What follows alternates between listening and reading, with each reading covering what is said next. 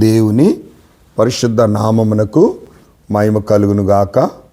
మరలా ఈ ఉదయకాలమున దేవుని యొక్క వాగ్దానమును జ్ఞాపకము చేసుకున్నటకై ప్రభు యొక్క సాన్నిధ్యములో వచ్చుటకు ప్రభు ఎంతగానో కృప చూసి ఉన్నారు.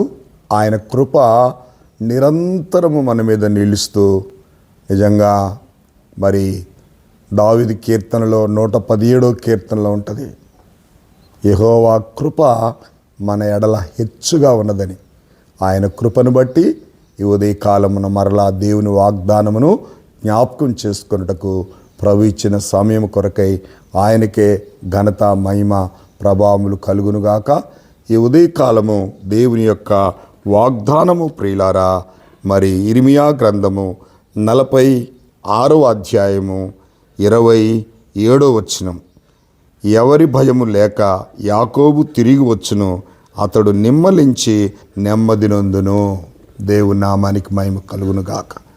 యాకోబును గూర్చిన వాగ్దానం ప్రియులారా, ఎందుకంటే యాకోబు అనే మాటకు మోసగాడు అనే విషయం మనకు తెలుసు.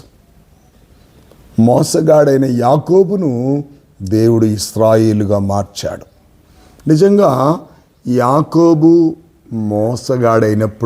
అయినప్పటికీ ఆయన గురించి చాలా విషయాలు రాయబడింది. ఆయన మగసిరి గలవాడై దేవునితో పోరాడినటువంటి వ్యక్తి ప్రియులారా.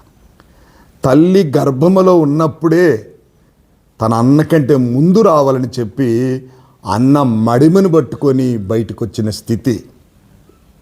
అందుకే దేవుని వాగ్దానం ఏమున్నది అంటే, ఈ ఎవరి భయము లేకుండా యాకోబు తిరిగి వచ్చును, అతడు నిమ్మలించి నెమ్మది నొందును.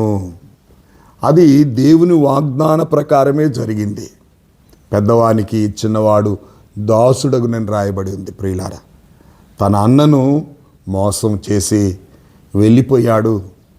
తనకు భయపడి ఆ తల్లి యొక్క సలహా మేరకు వెళ్ళిపోయాడు. ఆ తల్లి చెప్పినట్లుగా విని తండ్రి దగ్గర దీవెనలు పొంది తిరిగి వెళ్ళిపోయాడు. కానీ దేవుని సన్నిధిలో ఐశ్వర్యం ఉంది, కానీ దేవుని ఆశీర్వాదం లేదు. ఇక్కడ అన్నను ఎంతగానో బాధ పెట్టి వెళ్ళిన యాకోబు అక్కడ చాలా ఇబ్బందులు పడ్డాడు. తన వివాహం విషయంలో 14 సంవత్సరాలు కొలువు చేయాల్సి వచ్చింది మేనమామ దగ్గర. ఎట్టకేలకు మరలా దేవుడు జ్ఞాపకం చేసుకున్నప్పుడు యాకోబు తన భార్యలు, తన దాసీదాసులు, తనకున్నటువంటి సంపద అంతా కూడా తిరిగి వస్తూ ఉన్నాడు ప్రియులారా. తిరిగి వచ్చి దేవుని సన్నిధిలో నెమ్మది పొందినట్లుగా మనం చూస్తున్నాం.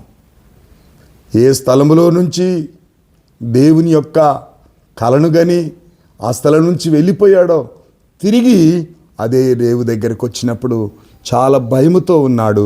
ముందుగా కొంత సైన్యాన్ని, కొంత కానుకను తనకు అన్నకు పంపించాడు. అవేమి అంగీకరించకుండా అన్న క్షమించి యాకోబును సమాధానముతో చేర్చుకున్నట్లుగా మనం చూస్తున్నాం. అందుకే బైబిల్లో ఉంటుంది, ఎవనికి యాకోబు దేవుడు సహాయము చేయునో, ఎవడు యాకోబు దేవుని మీద ఆశ పెట్టుకును అని రాయబడి ఉంటుంది. అవును ప్రియులారా, అబ్రహాము దేవుడు, ఇస్సాకు దేవుడు, యాకోబు దేవుడు ప్రియులారా. యాకోబును మరలా నెమ్మది కలిగి జీవించడానికి యాకోబును దేవుడు ఎంతగో ఆశీర్వదించినట్లుగా మనం చూస్తూ ఉన్నాం. దేవుని మాటకు లోబడ్డాడు, దేవుని మాటను విన్నాడు, దేవుని దీవెన కొరకు రాత్రంతా కూడా పెనుగులాడాడు దేవుని దగ్గర. అప్పుడు దేవుడు అన్నాడు, నేను నిన్ను ఆశీర్వదిస్తా, కానీ నీ పేరు చెప్పమన్నాడు. పేరు చెప్తే మోసగాడని అర్థం, పేరు చెప్పకుండా.